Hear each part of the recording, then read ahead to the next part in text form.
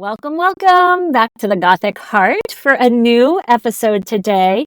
Today, we've got Carla-Jayne, who is an intuitive life coach and business coach, but in her coaching, she brings in the practice of witchcraft and tarot reading and a little bit of astrology here and there.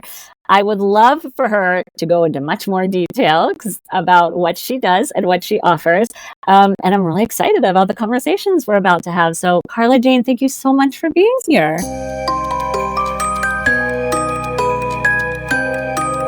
Hey, it's Amity, welcoming you to the Gothic Heart, where we explore how to fully embrace your Gothic and alternative self in love, life, and everything in between. Whether you're navigating the dating scene, in a relationship, or celebrating your individuality solo, this is your spot for tips, inspiration, and my own journey from a courtroom attorney to a hollow wedding host. So grab your favorite drink and let's dive in. Thank you for having me. This is it's wonderful, and I'm very excited to be here. So yeah, it's very cool. So sorry, were you going to ask me a question? Oh no, nope, absolutely. So I gave a very brief intro, but you've got much more. Yeah, absolutely. You've got much more experience and to offer that I covered in my one sentence. So I'd love for just like a quick intro and how you got into it. And definitely I see your books back there, so we're going to want to hear about those. Yes, thank you. So I have been interested in witchcraft, in tarot, in all of the kind of inner magic things for a while, but I kept it on the down low for a really long time. As we all do. Yeah, until I kind of finally realized and was like, I don't need to hide this because this is part of who I am. This is part, and I know that I can help people with it. So I started helping people with moon magic, and then have kind of gone on to a little bit of like getting out of your own way. And so that has all kind of been incorporated because I've done it for myself. So I incorporate moon magic and tarot and like mindset magic like within my own life. So I thought, well, I can absolutely help people with that. And so my skills have been building along the way. And as you mentioned earlier, I do have a couple of books I prepared earlier for those of you who know the Blue Peter thing in the UK. So this is the Badass Book for Spiritual Renegades, which is a journal, but it's also a mindful moment colouring piece. But it's also, let me find a good one. It's also got some quotes and some affirmations as well. So you've got opportunities to doodle, opportunities to journal, to colour, so to create your life within these pages. And it's fabulous, if I don't say so myself. I love that it's interactive. Oh, yeah, absolutely, because I wanted to create something that I would love, as well as I know that other people would love. So this is where the Badass Book was born. And this is my latest offering, which is Moon Magic. So this helps people to go through the moon's phases, and it's to how to manifest as well. And if I don't say so myself, it's really pretty.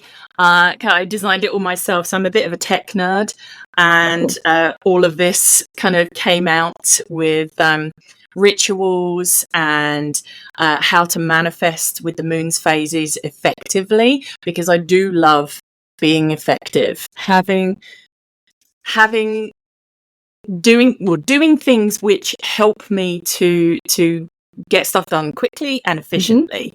Like that's what I'm about. I need to conserve energy where possible. So that's what I do. Working smarter, not harder. I'm right there with you. Yeah, exactly. You said two things that really just kind of sparked my interest. The first one, well, I mean, all of it did, but I mean that I wanted to touch on more. The first one was that you hid it for so long. I mean, that's a huge theme of here on the Gothic Heart. Yeah. Same for me. I mean, you know, we're sort of brought up that way almost, right? And then especially in, well, I used to be in corporate and an attorney and all sorts of different industries. You have to almost hide it a little bit or taper it, right? And then even when I launched, I do custom jewelry design now. And even when I launched that, I was like, oh, I have to meet everybody. Like custom, I can do anything and make it look bridal and this. And it was literally only like the past several months that I realized, no, not everybody has to be my client, right? So really more tailoring it and just, I mean, it's always been there. People know, but I'm not hiding anything anymore, right? Even in business, even in everything. So it's really cool. Your business is 100% that, and I love it. I hope I can get there one day. And I'm really excited to hear what you did with that, with your books and everything. And then the second thing I heard was, okay, so moon magic, yes. How is that different, or it's probably part of the same, just a little different from just general, like practical everyday witchcraft? So do you want me to start with the background, or do you want me to start with the moon magic? Okay. You're the expert. I'll find it all interesting. So with my past, I had always kind of erred on the side of spiritual. It had always been something that I was interested in. I was a kid. I still am one of those kids that loves to learn things, even though I'm not a child anymore. And I do love to broaden my horizons and see what else is out there. And so as a teenager, and as a slightly little rebellious teenager as well, we were learning religious education. And so we looked at the main religions, and I was like, well, why aren't we doing paganism? And they said, well, no, we're doing the main religions. And so little Miss Mini Witch here was just saying, well, I'm going to do my paper on paganism. Nice. So I did. And it kind of started that revolution within me. And it was about the same time that Practical Magic and the Craft had come out. So that, truly inspired me. And I did a little smorgasbord, if you will, of trying out different religions to see what felt good and felt right to me. And it wasn't until I started to kind of be mentored by my mum's best friend, who is she's a high priestess and pagan in the local community, in the local witch community. And so she kind of took me under her wing and was sharing a lot of secrets and sharing a lot of knowledge with me. And after a while, I outgrew her because she was my mum's best friend. So I was like little Carla-Jayne, and I wanted to grow and expand and learn more. So a lot of it is solo practice. So I got books, and I went to my local metaphysical shop and like bought out a lot of it, and ended up kind of like really, really immersing myself in it for quite a few years. And I loved it. And my parents were really like okay with it. My mum was kind of a closet witch anyway. She was kind of in the broom cupboard, but it was fine. And my dad was he said he was a lapsed Catholic, but he actually studied and followed the Romany path of life. Okay. So he didn't really talk about that much. But I took everything that I had with my spirituality and I let it go when my dad passed, because I felt like I couldn't do anything. I was like, what is the point of all of this magic if I can't help somebody? Because he'd been sick for a really long time. And then when he passed, I was like, well, I wasn't able to help him, and I wasn't able to help him pass peacefully. So I just went, I'm done for a while. And I was done for like 10 years. where I just didn't do anything. I didn't honor the moon, didn't look at my tarot cards. I actually gave them away. I gave everything, all my crystals, all my books, everything away. And then during the pandemic, I picked them back up again because I was like, I'd lost my mum, we'd gone traveling, and then the pandemic happened.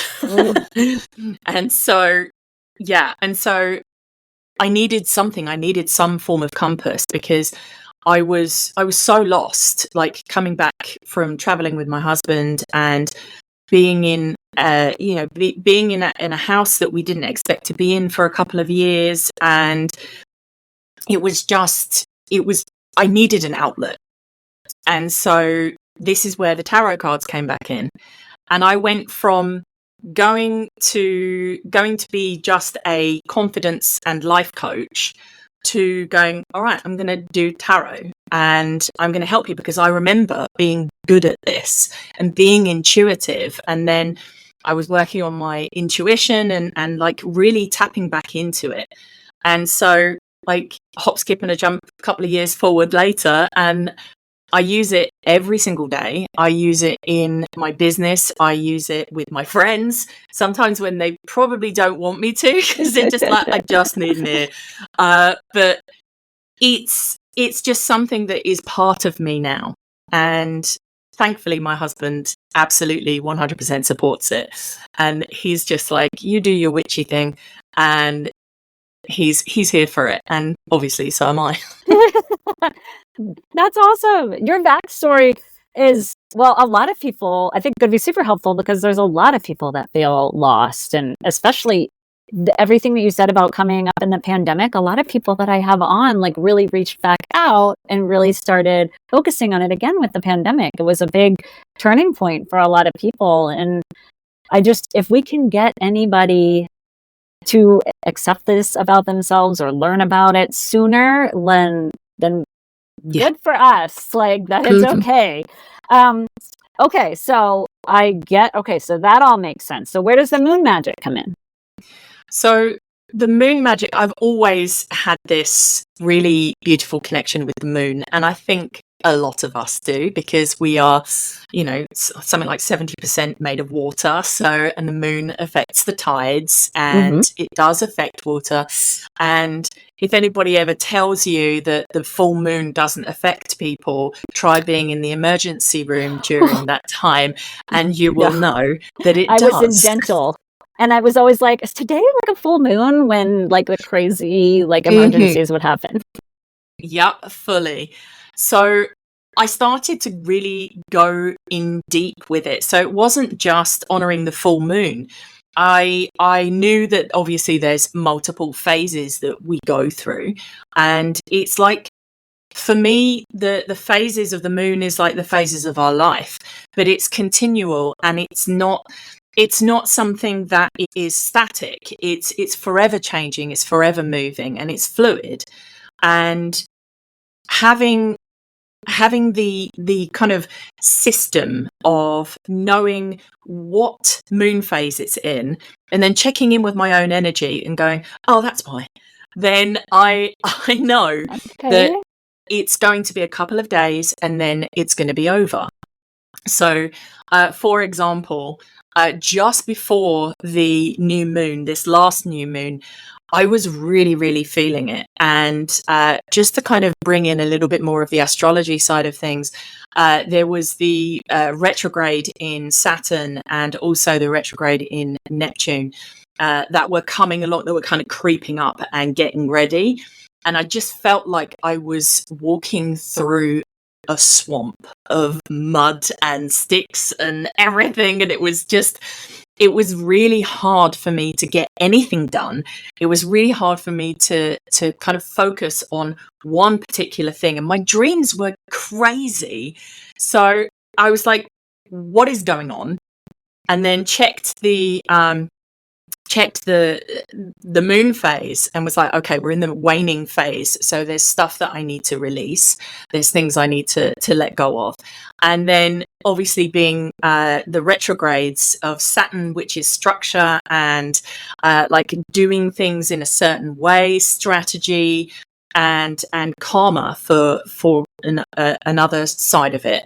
And then you've got Neptune, which is dreams. So There you go. it was all kind of like intertwined, and I was like, is anybody else feeling this? Is anybody else like going through this? Because yeah, fully. Like, for people not watching, I was pointing at myself. Yeah. I was just like exactly what you were saying. Like, it's been really hard for me to focus on things, and I've just been having trouble starting things. And it's literally, you literally just explained how I've been feeling. So yes, there are other people. And now I'm like, should I be focusing on this? So please continue. And I'm like, I need to look at this stuff. Yeah, absolutely. And so being able to see where the moon is at. So knowing that just before we hit the new moon, it's a low period of energy where we're feeling really like we have stuff to get through. We might need to do shadow work, which is basically looking at the possible negative aspects of your personality, of your thought patterns, and working through it and accepting it and embracing it. Because when we ignore the shadow, when we ignore the things that we're like, oh, I'm not going to deal with that, I'm not going to touch that with a 10-foot pole, it kind of sits there and goes, oh no, I'm going to bite you in the ass. I'm coming for you.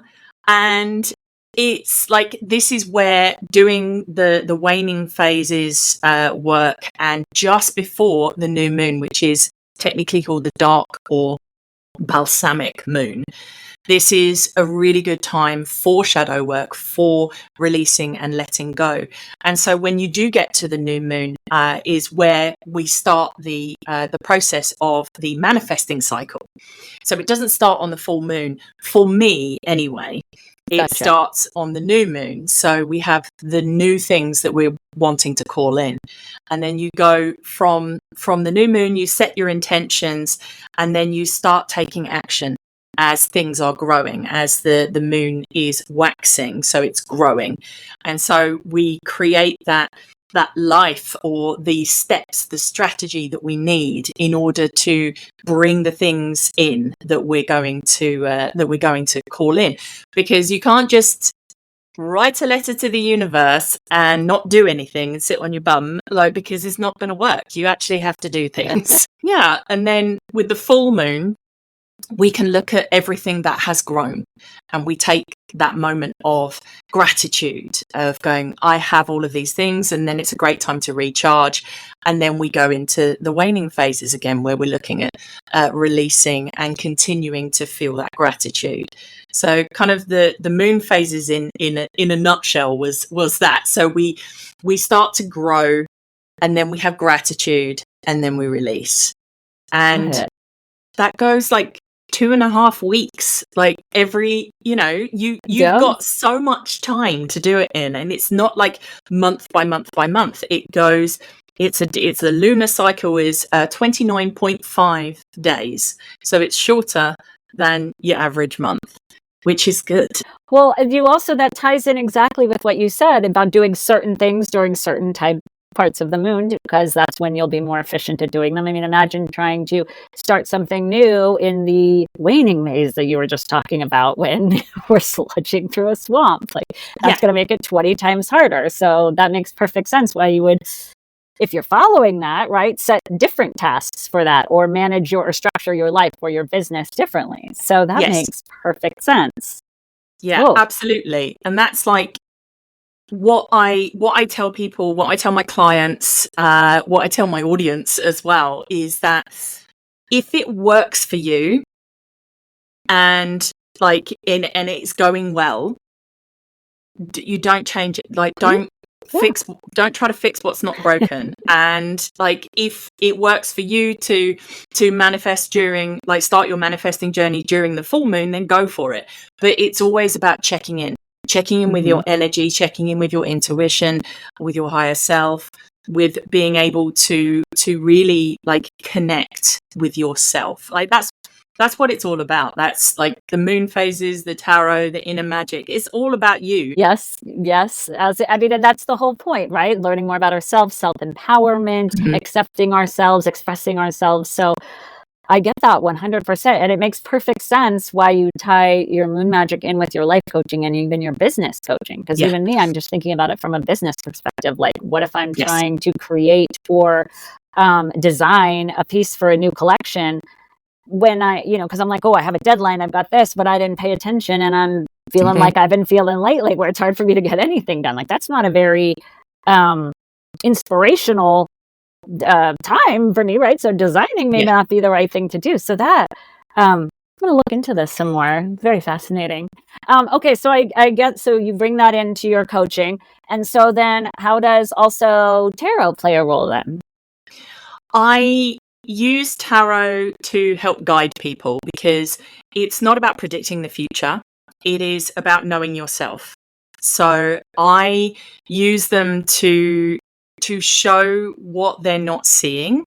It's a lot of it is intuition. So I will connect with my own intuition, and I am clairvoyant and clairaudient. So clairvoyant, I see things so I see images in my head, and clairaudient, so I hear things, but again, it's in my head. I don't hear an external. Okay. Some people do. It depends on your level of psychicness. But I am, so those are my two main clairs, if you will. And then I also am clairsentient, so I feel things, and it's a combination of all of those. But it's being able to connect with those, and then connect with the cards and deliver the energy of what the card is saying, because the cards are all kind of archetypes. There's always some kind of message that they need to hear from within them, and they're very symbolic. I use mostly the Rider-Waite-Smith deck. So that is the kind of, it's not the original deck. Without going into a whole history lesson of the Tarocchini, we're looking at the Rider-Waite-Smith deck, which is the one that came back into popularity a few years ago. And I look at the symbology on the cards, and I just kind of tap into that and make that connection with people and share stuff. And part of it is sharing with coaching as well. So it's whatever I see, whatever I feel, whatever I hear that comes through, and then it's also with the card meanings as well. So sometimes my favorite kind of reading that my audience love to do, because I do this in my free Facebook group, is on Mondays. We do Magic Monday. Magic Mondays, okay. It's it's all in my link tree. But this is where people come on board, and I give them like free card readings. So it's usually it's one tarot card and one Rebel deck card, and I'll tell you about Rebel deck in a minute. Okay, yeah. Well, I was going to ask anyway, so yeah. But yeah, so when I do the readings, I give specific things that people can do. So they can have a general, they can have a message from the universe, they can have an abundance reading, or they can have a higher self, or if they're feeling brave, a higher self bitch slap. Ooh. Which is the that's my favorite. Oh, I can see why. I'm already yeah, it's one of the ones that I know that they need to hear it. They might not want to hear it, but they're going to need to hear it. And if they choose that, then they're open to at least hearing the message. Yes. If they choose that reading. Yeah. Yeah, fully. And yeah, they do. I get quite a lot of them that choose it because they're like, I know I'm not doing what I need to do. I'm getting in my own way. And that's part of what I help people to do, is to get out of their own way. So having this particular kind of reading really helps them to just go, okay, this is what I need to do. And so with the Magic Mondays, it's a little bit more energetic. When I do private readings and tarot coaching, it depends on the person. So it's about like connecting with that person, because I'm not there to entertain. I'm there to help guide. Whereas Magic Mondays, I'm there to entertain. I'm here for it. I'm an extrovert. I love it. So I'm happy to be there, and it fills my cup as well. So I get to play and have fun. Oh, that sounds fun. Yeah. Okay, and then the Rebel deck is for? The Rebel deck is something that I found a few years ago when it was on Kickstarter. So I now have 3 different types of Rebel decks. So I have the teenage version, which is cute and doesn't have any swearing in it. But then I also have the original Rebel deck. Where are you? Which is these ones. These are quite old. She would shout at me for saying that she's old. So they all have guides that are attached to them. And this one is Nonna. So Nonna is, as you can imagine, she's like a nana. She is Russian Italian, and that's the voice that I hear. Yeah. When she's, I'm going to put her down because she's shouting at me. When I connect with each deck of cards, they all, like, some of the voices come through, and she's very sharp. She's very sharp. She has a lot of things to say. And the other one is, let me just grab her, is Edna. Not related to, but looks kind of like Edna Mode from Incredibles. But she's from Queens. So this is the thing. It's like they're all very all over the place. She's from Queens, and she has a very gravelly voice. And so she's like the disco granny, because these are all like sparkly, iridescent, sparkly gorgeousness. So yeah, like you can buy these anywhere. So, from the Rebel deck shop, but there's they have been part of my practice for a really long time. If I just want some guidance which isn't going to make me think too much, I go for the Rebel deck cards. If I want something that is like a short, sharp shock, I will go for the Rebel deck cards, like at the end of a tarot reading. So that's why I usually pair the tarot cards with the Rebel deck cards, because I found with some of the other oracle cards that they're too fluffy, they're too nice, and they're just too, like, I can't deal with it. Too flowery, too tactful. And tactful. That's not what we need to hear. Yeah, I got you. Exactly. So I'm not into them as much as I like the ones with power and the ones that speak to me with the voice of like authority. And I just can't deal with the flowery side of things. It's not who I am. Nor me. And plus, I feel like that almost just makes you waste time. Like you're trying to interpret. What are you? No, just say it. Just say it real. Yeah. So I understand. Yeah, absolutely. So these cards then, okay, because with your coaching, with the business, I understand, and the life coaching, I understand how these help you get, guides or feelings on what you're supposed to be helping with, etc. So is this something you would do regularly, or is it just when you feel like it's needed, or how do you incorporate it with your more long-term clients? It depends on if you need something, if you need like a short, sharp shock, you need a session to just kind of get like going, like if you just need a bit of a shove. So I'm not going to take you by the hand. I'm just going to shove you over it and just like get on with it. But for my regular clients, for my long-term clients, we do like monthly readings. I have one where we do voice notes. So I'll do voice note readings with her. I will let her know like what what planet is conjuncting or squaring with what planet. Like, this is a good time to do your marketing. This isn't a great time to do it. Like, let's not. Okay. And so that has been really, really helpful for my clients. And just having that connection, like, to me, I know that is helpful for them, because I help them to see what they're not looking at. Yep. Yeah.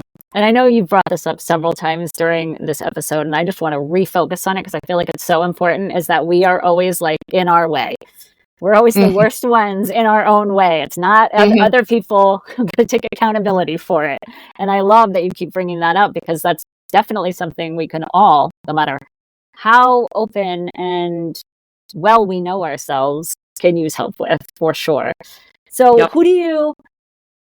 I know I'm going to wrap it up. I know we've been talking forever, but I'm really curious, what is the best person, or who is the best type of person, or what are they going through, or are they magically inclined? Are they not? Like, who is this best person that is going to benefit most from your services? It's somebody who is interested in it, that's not afraid to kind of dabble. People don't need to be like fully immersed in it. This is one of the things that I say for the ladies within my spiritual membership, is that you don't need to have everything. You don't need to have all of the crystals. You don't need to have all of the incense. You don't need to have all of the herbs and blah, blah, blah, blah, blah. Like, you don't need to have all of that stuff. The only thing that you need is your intention. That's it. You can add other stuff, like candles, like journal writing, and etc., etc. But the person that will benefit the most is somebody who is available, open-minded to the potential of magic. And this is not, as much as I wish it was, this is not Hogwarts, right? It's not I know. Dang it. I really do wish it was, but it is not about that, but it is about owning your personal magic and being able to work through beliefs and work through things that hold us back, and being able to take, when I hold up a mirror to you, it can be really quite jarring to have that, but it's also really quite expansive, that you just kind of go, oh yeah, like, I don't control the universe. It's not going to blow up if I choose to say no. Does that work with 7-year-olds and 9-year-olds? That they don't control the universe? Will they understand that? I could use that with my kids, with my girls. Yeah, we can try that. I mean, one of the most simple and helpful things that I learned, and that I teach everyone that I come across, is that you are only in control of you. Yes. You're not in control of an external situation. You're not in control of an external person. Even if you birth them, you are not they are their own individual person. Man, I go through that so much with them. I'm always like, is this something you can control? Are you in charge of Clementine? Like, are you in charge of your sister? Who are you in charge of? Myself, right? I mean, like, exactly. It certainly doesn't sink in, but they know the right words. Yeah. So you're in charge of your actions, your reactions, and your thoughts. Even if sometimes they do run away from you, you are still in charge of them to bring them back to where they need to be. There's always choice. And that underpins absolutely everything that I do. So it's all about choice at the end of the day. So you've got your spiritual membership, which sounds like it's like group learning, practical magic and daily magic, etc. And then you also do one-on-one business and life coaching as well.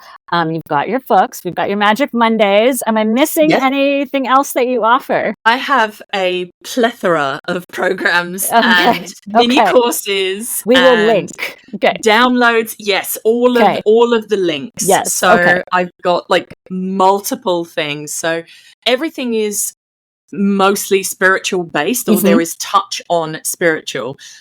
So I've got things like a business coaching program. I have a personal that's one-to-one. I have a one-to-one for helping you to discover and connect with your own magic. Then I've also got the voice noting things, where I help people with their business in that aspect. And then I've got everything else that's involved. So gotcha. Everything's pretty much on my link tree. You can find everything there. And we will link everything below in the show notes. But do you know what I just learned? I just learned that, I mean, what we focused on was extremely fascinating, and I'm glad we did. But I just learned that I'm probably going to have to bring you back, because there's a whole bunch of other stuff that I have to learn, right? Or that you can share with us that we didn't even, I went on, what first piqued my interest and what got fascinating. But again, you do have all these other things out there. So, which will be way too much for just one episode. So that's what I just learned. I've got a lot in my back pocket. we gotta bring you back and focus on some of those things next time. So please. So I actually found a lot of what you said very fascinating. I mean, I say this every time, but that's why I get to pick who I bring on. So usually I'm not going to bring on someone that I'm not going to find fascinating. Of course. I'm really excited to look more into this moon phasing and how we're feeling thing, because that really resonated with me. And I hate having to push myself when I'm not feeling it, right? I should work with it instead of against it. So that is what resonated with me. And hello, I'm definitely coming to a Magic Monday. So hopefully some of our listeners will do. I'm not going to say no to getting to get a tarot card and a rebel card with you. So that is all I had for us on this topic. We'll link everything down below. Carla-Jayne, is there anything you wanted to add before we head out? I don't think so. Just thanks for listening, and please do get in touch. Yes, absolutely. So we'll have all your information below, your books, everything. And if you do have any questions, as always, reach out. But please take a minute to check out her site, follow, like, subscribe to all of our things. And I say it every time, I know, but there's no way that not one thing, at least one thing that was said today resonated with someone, or someone that this will resonate with. So please just share the episode. Shares are amazing. It's a great way to help support us. And then that way we can keep bringing you more interesting stuff. And thank you again for being here. And we'll see you on the next episode. Bye.